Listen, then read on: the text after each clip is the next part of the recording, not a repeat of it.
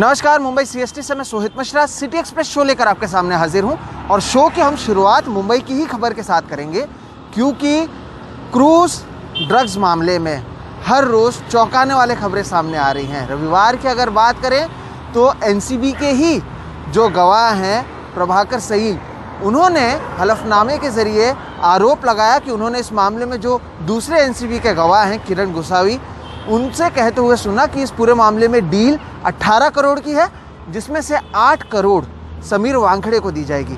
तो वहीं एनसीबी ने इन आरोपों को बेबुनियाद बताया।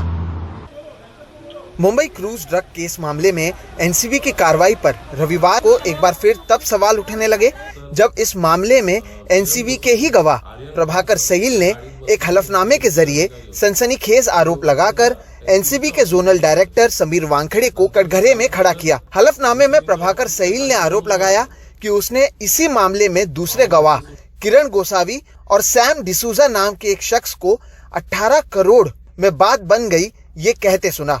दरअसल आरोप लगाने वाला प्रभाकर सईल किरण गोसावी का बॉडीगार्ड है। किरण गोसावी वही शख्स है जिसकी आर्यन खान के साथ सेल्फी वायरल हुई थी। लाखों रुपए के घोटाले के मामले में पुणे पुलिस ने गोसावी के खिलाफ लुकआउट नोटिस जारी किया है। प्रभाकर सईल का कहना है कि किरण गोसावी के कहने पर ही वो मौके पर पहुंचे थे। एनसीबी के अधिकारियों ने गवाह बनाने के बाद 8 से 10 कोरे कागजों पर उनके दस्तखत लिए। प्रभाकर सईल ने कहा है कि उसने किरण गोसावी और सैम डिसूजा के बीच बातचीत में 18 करोड़ की डील की बात सुनी। उनका आरोप है कि इसमें से 8 करोड़ रुपए समीर वानखेड़े को देने की बात कही गई। उसका कहना है कि आरोपियों के हिरासत में लिए जाने के बाद उसने शाहरुख खान की मैनेजर पूजा ददलानी, किरण गोसावी और सैम डिसूजा को एक नीली मर्सिडीज में 15 मिनट तक बात करते देखा। गोसावी के कहने पर प्रभाकर सईल ने एक शख्स से 50 लाख रुपए लिए और उन्हें गोसावी को दिया। बाद में गोसावी के कहने पर पैसों का बैग सैम डिसूजा को दिया गया। त्यानंतर किरण गोसावी आर्यन खान के साथ एक गाड़ी में बैठे, साथ में एनसीबी के अधिकारी भी थे। ये सभी एनसीबी दफ्तर पहुंचे। बाद में मैं चलते चलते एनसीबी के दफ्तर के नीचे जाके रुका। लगभग रात 12:45 के आसपास मुझे किरण गोसावी का फोन आया, जिसमें उन्होंने कहा कि समीर वानखेड़े ने तुम्हें बुलाया है, बतौर गवाह तुम्हें पंचनामा पर साइन करना है। मैं ऊपर गया तीसरी मंजिल पर और मुझसे एनसीबी के अधिकारी ने कहा कि तुम्हें यहाँ दस्तखत करना है। उस समय समीर वानखेड़े वहाँ आए और उन्होंने वहाँ कहा कि इनका साइन लो जल्दी जल्दी। तब उनके अधिकारियों ने कहा कि साहब ये ब्लैंक पेपर है। कम से कम 9 से 10 पेपर पर मुझसे साइन लिया। उन्होंने मुझसे आधार कार्ड मांगा। मैंने कहा कि आधार कार्ड नहीं है मेरे पास, इसलिए मैं तुम्हें वो व्हाट्सएप करता हूँ। उनके नंबर पे मैंने वो व्हाट्सएप किया। प्रभाकर सईल के हलफनामे के बाद कैबिनेट मंत्री नवाब मलिक और शिवसेना सांसद संजय राउत ने एनसीबी को घेरा। शिवसेना सांसद ने एक वीडियो भी ट्वीट किया जिसमें किरण गोसावी आर्यन खान से मोबाइल पर कुछ बात कर रहे हैं। दोनों नेताओं ने इस मामले की निष्पक्ष जांच की मांग की। खबरें आ रही हैं एनसीबी के क्रूज मामले के केस में 1 नंबर का जो उनका पंच है, उसने जिस तरह से बयान दिए हैं, हमें लगता है इससे चौंकाने वाली चीज के खुलासे हो रहे हैं। हम पहले दिन से कह रहे थे कि समीर वानखेड़े जब से इस विभाग में आए, उन्होंने फिल्म इंडस्ट्री को टारगेट किया।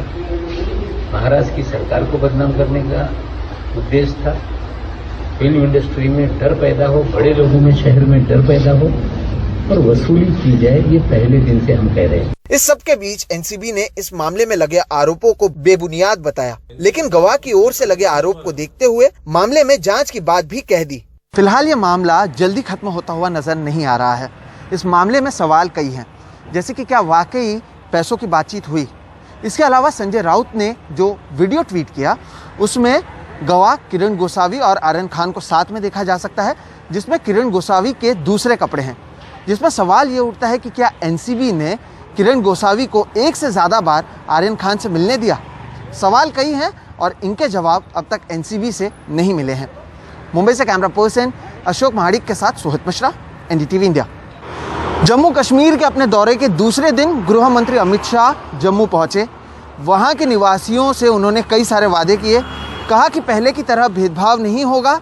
ये भी कहा कि शांति बनी रहेगी तभी विकास होगा। भारत माता की। और इसके साथ केंद्रीय गृह मंत्री अमित शाह ने जम्मू की रैली में अपने भाषण की शुरुआत की। जम्मू के लोगों से वादा किया कि उनके साथ अब पहले जैसा भेदभाव नहीं होगा। मित्रों, आज मैं जम्मू में आया हूं, सबसे पहले ये कहने आया हूं कि जम्मू वालों के साथ अन्याय का समय समाप्त हो चुका है। अब कोई आपके साथ अन्याय नहीं कर सकता।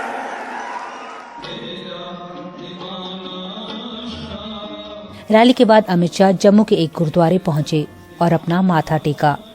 अपने जम्मू कश्मीर के दौरे में वो हर जगह लोगों को सुरक्षा का एहसास दिलाने की कोशिश कर रहे हैं।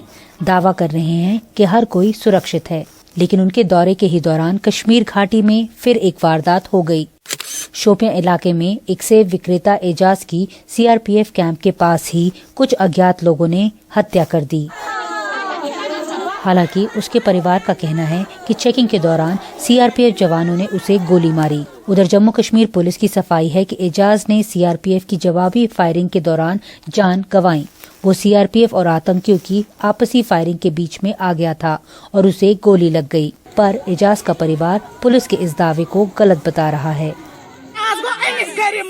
आज उन्होंने एक गरीब माता पिता से उनका बेटा छीन लिया, कल ये किसी के भी साथ हो सकता है। भगवान के लिए हमें न्याय दो, हमें मत सताओ, हमारे बच्चे इसके लिए नहीं हैं। शोपियां में यह हादसा ऐसे वक्त हुआ जब अमित शाह ने घाटी में नौजवानों की ओर दोस्ती का हाथ बढ़ाया है। 30 आंकड़ा कम है, मगर हमें संतोष नहीं है। हम ऐसी स्थिति का निर्माण करना चाहते हैं कि एक भी व्यक्ति की जान यहाँ पर न जाए। उधर पीडीपी अध्यक्ष महबूबा मुफ्ती ने केंद्र सुरक्षा बलों पर आरोप लगाया कि वो बर्बरता कर रहे हैं। कश्मीर घाटी पर सुरक्षा बलों पर ऐसे आरोपों ने गृह मंत्री अमित शाह के दावों पर ही सवाल खड़े कर उनका काम और मुश्किल कर दिया है। ये बुलेवार्ड रोड है। पिछले 2 दिन से यहाँ पर कोई आवाजाही जो है वो अलाउड नहीं है। अगले 2 दिन भी ये इलाका जो है वो बंद रहेगा।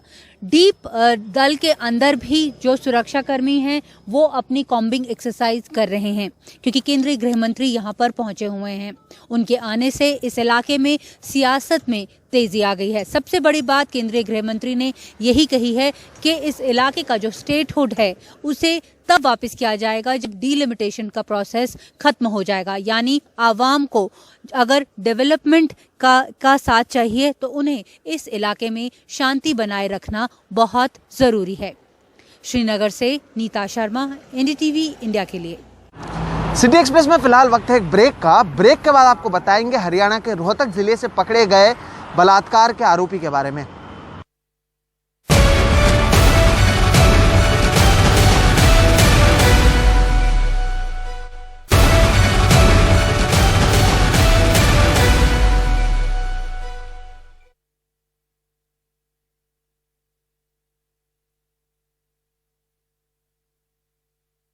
दिल्ली के रंजीत नगर में 6 साल की बच्ची से रेप के मामले में जो आरोपी है उसे पुलिस ने गिरफ्तार किया है।